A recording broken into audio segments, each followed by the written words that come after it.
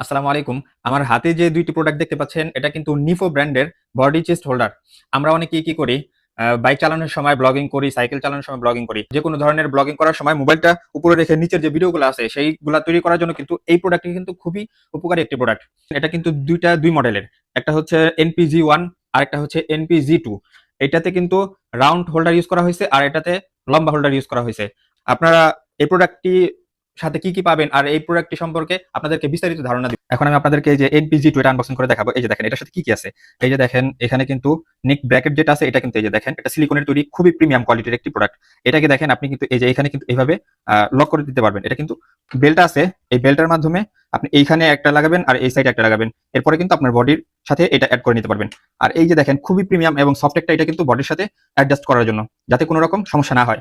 আর এইটা কিন্তু পুনরায় আপনি যদি খুলতে চান তাহলে কিন্তু এই যে লক সিস্টেম, এটাকে লক সিস্টেম ভাবে এটা আনলক করলেই এটা কিন্তু আবার খুলে যাবে। এখন আমি আপনাদেরকে দেখাচ্ছি NPG1।